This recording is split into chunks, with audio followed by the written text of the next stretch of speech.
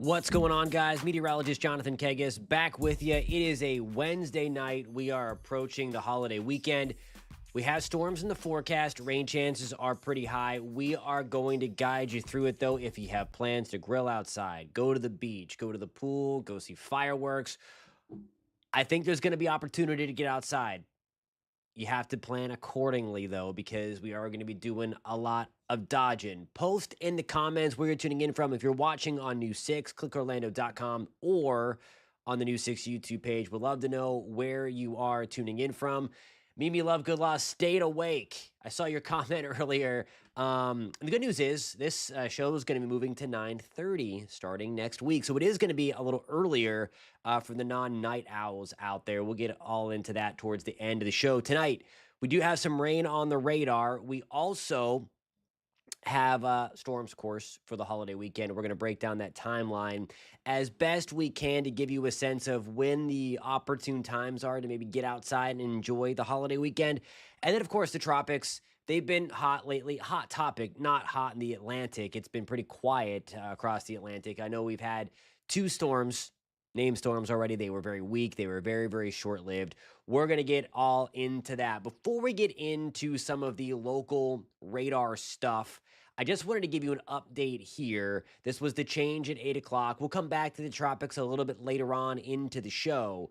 But this entity that there's been a lot of hoopla out there because there's been a blob draped over Florida for the last few days. And yes, tropical development is possible, but it had always looked like if it was going to happen, it would be on the Atlantic side. We're going to go over some modeling a little bit later on in the show, some lightning in Ocala. We're going to check that out for our friends on the western side of Central Florida coming up in just 1 second. The new Google AI model, we're going to play with that too. So stick around a little bit later on in the show. When we get into the tropical section, we are going to play with that model. It's done okay. It has done it did better in testing, not so much with that Hurricane Eric that was out in the Pacific. We'll break all that down a little bit. Live look tonight coming at you from our friends from Weather Stem in Ponce Inlet above my head in Ocala, where we saw that lightning flash just moments ago. Ocala has been hot for us live at 10 o'clock to get the lightning strikes. So they are the gift that keeps on giving. Our friend Richard hanging out in Ormond by the sea. What's going on, my friend? Joseph in South Melbourne. Melissa in New Smyrna Beach. Could be a couple of downpours still tonight and early tomorrow morning. And tuning in from Apopka. Thank you guys for hanging out with us tonight. Again, keep posting in the comments any questions, any comments for the show, anything you'd like to see on the show, future episodes, or any questions, of course, with the weather. I will do my best to get to them. Okay, so right now, this is the crazy thing. We don't have any storms in Ocala. We are seeing the lightning strikes, very similar to the Marineland cam we had last night where we saw the storms closer to Jacksonville. There are the lightning strikes that we are seeing. They are way out into the Gulf right now. And this is going to be the weird thing. So I know it might be white noise when we say, hey, storms are going to be around for the 4th of July. Well, no kidding, right? It's July. There's pretty much, we're waiting for storms to erupt and then fade in time for fireworks again, pretty much every year. This year is a little different, though, in the sense that we are going to have those opportunities for storms earlier in the day and then lingering later in the day, very similarly to what we're seeing right now. And I think this is what the radar could look like tomorrow night and on Friday night for the 4th of July, where most of the lightning is down, but there still could be a few showers and downpours around, which will be good enough in most cases to get fireworks off. We'll go into the high-resolution future radar in just 1 second. Downpours tonight in Seminole County. Anybody tuning in from Oviedo, we are on the tail end of this teeny tiny cell. No lightning with this. This is drifting toward us in Geneva and sliding into eastern Seminole County. Some light rain, so if you're getting ready to walk the dog, be quick in Geneva because a little downpour, no lightning with that one just yet. Scottsmore, a few downpours on the south side of town, and then back into Polk County, Lake Wales, into Haines City. no rain in Haines City right now. It's all south of us. But there is your quick radar tour tonight as we are watching those late night thunderstorms come back at us. Okay, so now tomorrow evening really starts the 4th of July weekend. So if you are planning on going to Red Hot and Boom, this pretty much starts things off in Central Florida. Cranes Roost Park tomorrow. What do you think of the background? I love this background. I post on my Facebook page if it was a little overdone, but man, it's the season right there. Red Hot and Boom tomorrow. Certainly going to be concerned for some storms out there in the evening. I'll show you the future radar. And then gradually we're going to pull back those rain chances through the evening in time for fireworks. This goes on from 5 to 10 tomorrow in Altamont. So Cranes Roost Park again. Just be careful out there. If you don't have the News 6 weather app, I would love for you to download it. I know it sounds like a sales pitch, but lightning, obviously, we don't play with lightning in the state of Florida. You shouldn't play with it anywhere, but certainly it is mean in Florida. It has lightning detection on there. If you have your location services turned on, it will alert you. It is great. Alerted me today when I was walking the dog. I mean, I knew the storms were going to be there. At least I better have. But I still got the alert. I was outside last weekend doing some work in the yard, and I got that buzz in my pocket, looked up, and there were the dark clouds about 15 miles off in the distance to let me know the lightning was nearby, and hightailed it back inside. So great tool to help you take cover again over the next couple of days. I know a lot of people are going to be outside. Weather might be in the back of your mind. Please take it seriously whenever there are thunderstorms around. I don't think we're talking about widespread severe weather. A lot of clouds around. It's going to keep the instability down, but there's still going to be lightning, still going to be some heavy rain, and we know that get some flooding out of the heavy rain, isolated. I'm not talking about anything widespread. And then also, of course, lightning. Storm does not have to be severe to produce that deadly cloud to ground lightning. If you're just joining us and looking for the tropical update, we're going to have that a little bit later. We touched on it at the top of the show, but just wanted to let you know we are going to get on the tropical front more in depth coming up in a couple of minutes, and the setup, because I always like to talk about the why something's happening versus the how it's going to impact you as well, in addition to the how it's going to impact you as well. So I'll show you the weather setup coming up in just one second. So here we go, 11 o'clock tonight. I think Future Radar is doing okay tonight. Obviously, we don't have this junk as intense west of Orlando. So again, these models are guidance, not gospel. So it's not going to tell you it's going to rain in this certain community at this certain time, but it helps to give an idea of when those rain or storm chances are going to be a little bit elevated. So there we go with tonight. We're going to go into the future, and the latest model data is coming in as we speak. Sometimes it gets in right before the end of the show, and I can show that to you. If not, I'd love for you to join us over at 11 o'clock on the TV side of things on News 6. I'm going to get that brand spanking new model run out for you at about 11:19. I'll have that for you. That's when weather normally hits, my longer weathercast for you, if you can stay up that late. I have trouble. I have coffee at 10 o'clock at night. I don't know if anyone else is taking back some coffee. For sure. No, that Melissa loves the background of the American flag with the fireworks. Yeah, that was a tough one. The recent New Smyrna, that was a tough one to swallow for sure. All right. Now we're gonna fast forward. Whoops, did I go to Thursday yet? See, sometimes that happens where I'll read a comment and then I'll just completely, we didn't look at tomorrow yet. So wait, we'll get to Friday, the 4th of July in just one second. We're going to get to the 3rd of July tomorrow, in case you have plans to, again, to be outside. The weekend starts for a lot of people tomorrow evening. There's 1 o'clock into the afternoon. This is what I'm talking about. We're likely going to see these storms bubble up. You can feel it. The air mass is super humid. It doesn't take much to get some storms or downpours going. That's 1 o'clock. So if you maybe work evenings or late into the night like I do, and if you're going to be walking the dog tomorrow around lunchtime, 1 o'clock in the afternoon, there might be some downpours you might be interacting with. So just an early heads up there. Now the lightning strike in Ocala, at least a flash, the lightning strikes are over the Gulf right now. Let's take this forward out in time. And here's what I'm a little concerned about for Red Hot and Boom tomorrow. Now, again, I mentioned it's not going to hit this slam dunk on the head and where exactly the storms are going to be, but they're we could have a few thunderstorms close by tomorrow for Red Hot and Boom. Having it at the 30% chance right now in Altamont Springs, hoping that we keep the storms away and away for everybody that's going to fireworks displays tomorrow night.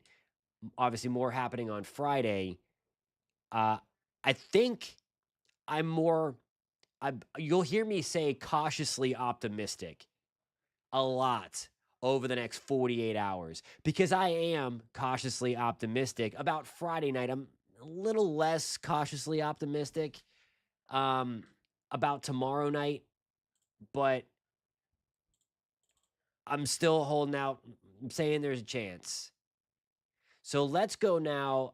I might have the latest radar or the latest. Yep, this is brand new model data coming in for Friday. So we are looking at this for the first time together. So this is hot off the press now. So if I make any reactions, it's because I'm seeing this for the first time. So let's go out in time. This is going to be lunchtime on Friday. Same deal again. I don't think any day is a washout. So I want to be clear about that too. I don't think there's going to be you might have to take things inside and then go back out again. It's one of those, again, you're playing dodgeball with the thunderstorms, but the washout potential, I think, is like closer to Fort Pierce, Fort Myers, Lake Okeechobee-ish. I think that's where like the washout potential. And then look at the storms erupt here. This is as we go into the afternoon, kind of doing a weird thing. Did you see that? Did you see that curl? I'm going to replay that again because this is that area of low pressure. It's over land, so it's not going to develop in anything tropical. Watch this swirl. Watch closely. This is what the Hurricane Center will eventually highlight. See that little spin there as those storms move from the northeast to the southwest? That's the area of low pressure developing along that front. Now, if it's over water at this time, it will have the chance to take on the lightning strike in Ocala or lightning flash in Ocala. It'll have the opportunity to take on those tropical characteristics. But there's dinner time on Friday night, the 4th of July, some storms around. And then this is why I'm cautiously optimistic about the 4th of July for fireworks. Yes, you see some green and yellow on the map representing some light rain and then to a little bit heavier in the yellow. The lightning is the no-go for fireworks, of course. And from north to south, I think we have the better opportunity. So your chances to be dry and see fireworks increase the further north of Orlando you go. They go down a little bit the further south of Orlando you go. And then certainly I'll zoom out to show you what I'm talking about. That's zooming in. It's like in Aladdin whenever he's got the lamp and you're like a little too close and went the wrong way there. There's, again, where the storms still might be rocking. And again, that should be south of Lakeland. That should be closer to Lake Okeechobee, down into southern Polk County.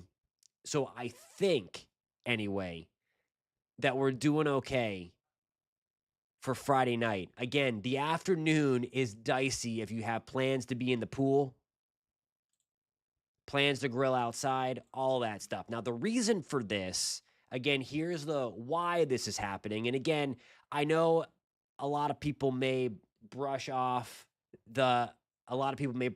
like, okay, yeah, of course, it's summertime in Florida. We're going to get storms. We see this every year.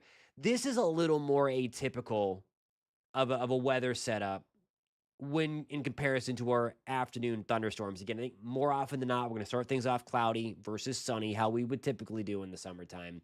And then where you can normally set your watch to like 3 or 4 o'clock and you get those thunderstorms out there, they're going to be kind of bubbling up and down all day. So that's why the new 6 weather app, it is a free download. And if you have location services turned on, it will tell you when there's rain in the area, when there's lightning in the area, and you can track those storms. By the way, that radar is brand spanking new, updated. It updates very, very fast, and it's much more accurate than the previous. If you had the app and maybe deleted it for whatever reason, but it's much, much better now, I promise. And I think you're going to like it. And you also get messages from us. So we are going to guide you through the 4th of July holiday as well. Stalled front is hanging out in North Florida. Remember that curl? Remember that spin that I showed you? It's developing along that area of low pressure. When you have winds going in opposite directions, eventually one of the direction is going to win.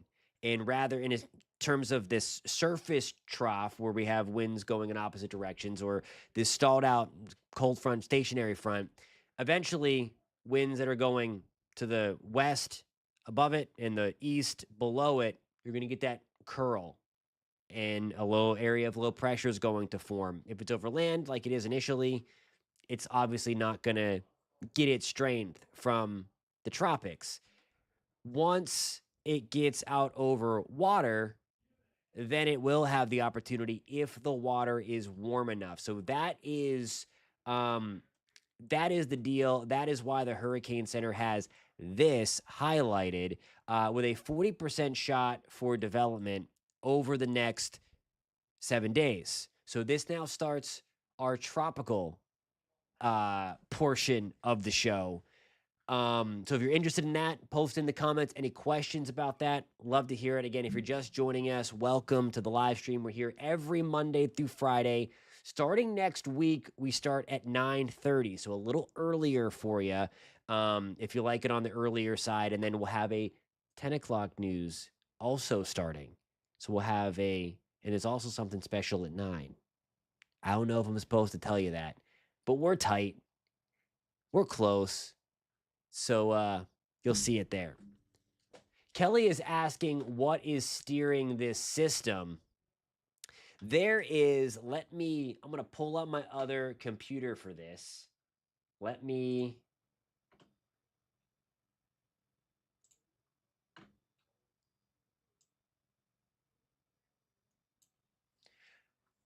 Okay, so there's going to be a lot of stuff that you're going to see on this. Let me get back to so you can see the cameras. So we can keep on watching the lightning. I love watching the lightning there. We have this big chunk of high pressure. Actually, kind of right there. That was an old telestration, but it matches up almost perfectly. There would be the developing system. Very weak. So if anybody tuning in from the Carolinas or anybody, anyone going to the Carolinas or anybody have family up there, I want to stress that this is not going to be anything significant. This is not going to have a shot to become a hurricane. It probably won't have a shot to become a named storm, but I don't want to completely take that out, because if it gets its act together enough before it gets over the Gulf Stream, those things can tighten up quick before they come on shore and then strengthen into a tropical storm. So there is that going forward.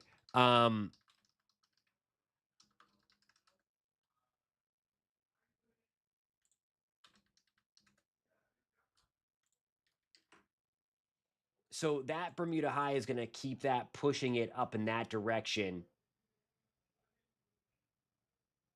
over and keep it tight to the shoreline. So that's why we might actually see this, if it does become a depression or a storm, make landfall anywhere around the Carolinas as it kind of lifts up and then gets pushed in a little bit.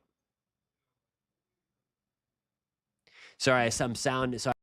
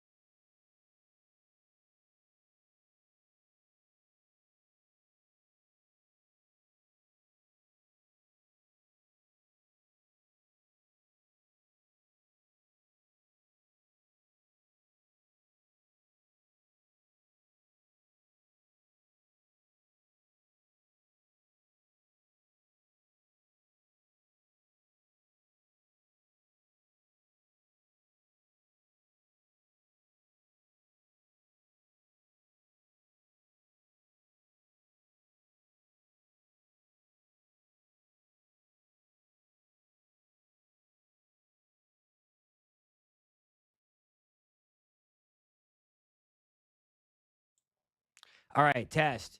You got me. I think I moved the mic too much. Um, anyway, when I was talking about this, Gil is a guy's name because Flossie is out there right now. And then I was saying the Eastern Pacific is going nuts. So not only is Flossie out there, that became a major hurricane, there is a super high shot. The percentages are not going to match here because they don't have it updated for the Eastern Pacific, but there's another high chance at 70% to parallel what Flossie is doing.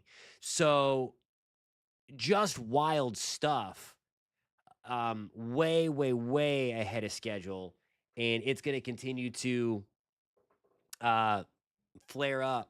I mean, there might be another one behind Gil too. So I mean, they're going through the names like crazy, and it has been significant over there. Thank you guys for the backup on the volume. I must have smacked this thing around a little too much whenever I was getting the other computer ready. So thank you for that.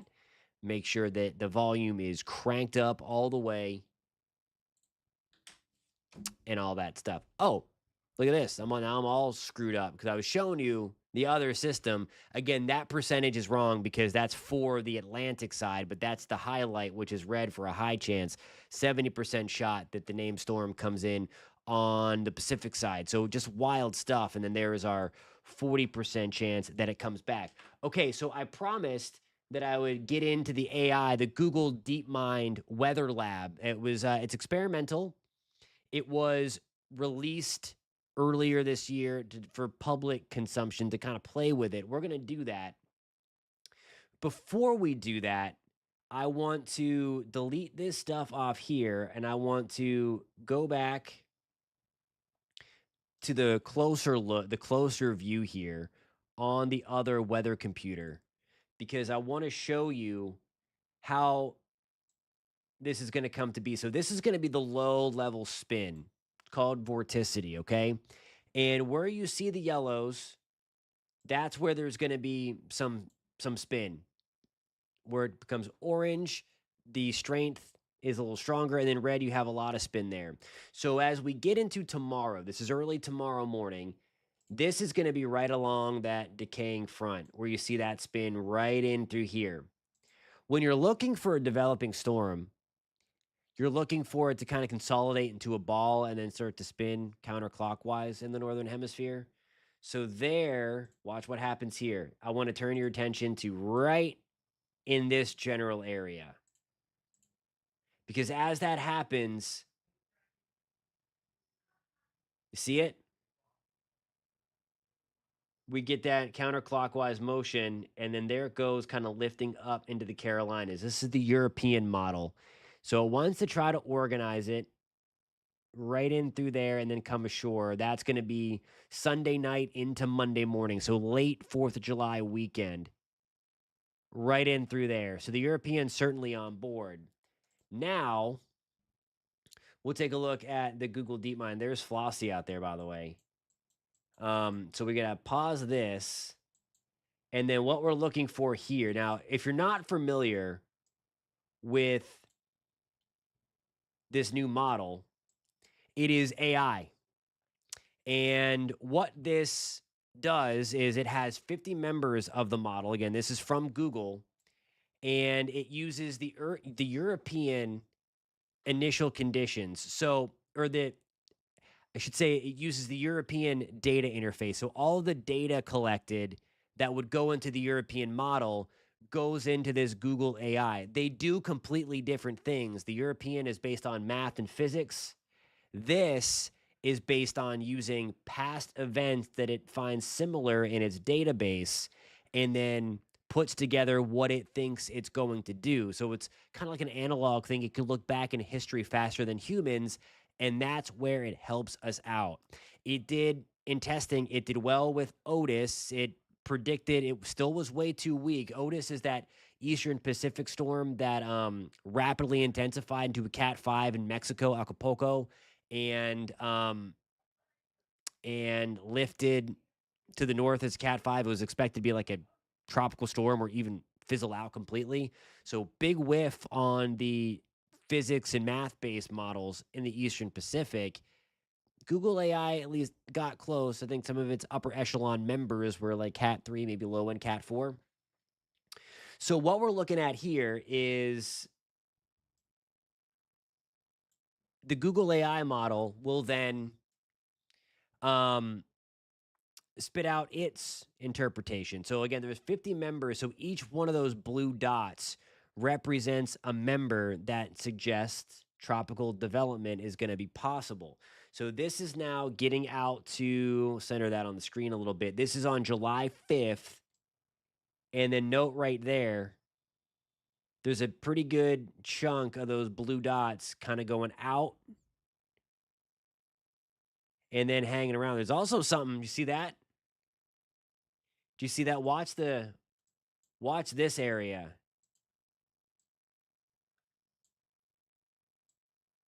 Whoops. Okay, so we're too far over on my, let me zoom out.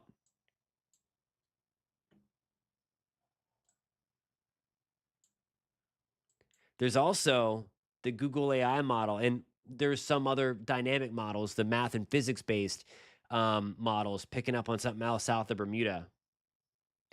So that could be another thing to watch down the line. But there's the weekend thing right there towards the Carolinas. And then there's this new thing right out in here. I believe that is on the satellite right now. And then they kind of do this little thing and then pull away. Alrighty, guys, I am out of time. And now I have to stay true to the 30 minutes that we have together because there's going to be other stuff, all that stuff. Here's the deal. And my last point, because Mimi brings up a good question. She says, you have faith in the AI. If so, you must have reasons. It's just like with regular models, they're guidance, not gospel. So you always take it with a grain of salt. But if all the other storms in the database would suggest that something is going to happen, especially if there's an outlier there and there's multiple things, you get a little extra confidence in it. Again, all of this AI stuff, the European has its own AI, Google DeepMind has its AI, there's more coming. It's all experimental right now. I think actually the European AI is used operationally for the first time this year. It was experimental last year, and it did pretty well. What it does is, again, it helps look up similar atmospheric conditions, similar storms, and then it kind of thinks, could this happen again? Here is the AI's rendition of that weather event. And then it's the forecaster's job still to separate the noise. That's why, because a lot of people ask, is AI going to take my job? The answer to that is no way, because while it can crunch the numbers, it still can't think. And I know things are trying to think, but it can't reason. And while it can do a good job at helping to speed up the process a little bit, there's still room, and a lot of room, for error, at least right now. Alrighty, guys, I have to run. We'll have the latest high resolution model data as promised coming up at 11 o'clock. Me, Matt Ginger, and Jamie going to be on with you in about 30 minutes. See you guys later. Be safe. Post in the comments where you're tuning in from. Hit that thumbs up button. If you liked what you saw on YouTube, consider subscribing. We're going to be here every Monday through Friday. If it's active, if it's quiet, just hanging out, shooting the breeze about the weather. I love that. I hope you guys do too. And we'll catch you tomorrow and Friday at 10. But next week, remember, next week, the time changes. And I'll keep reminding you, 9:30, Monday through Friday. Next couple of nights, it's still 10. But next week, post 4th of July, we are on 9:30, Monday through Friday. Be safe, guys. Catch you soon.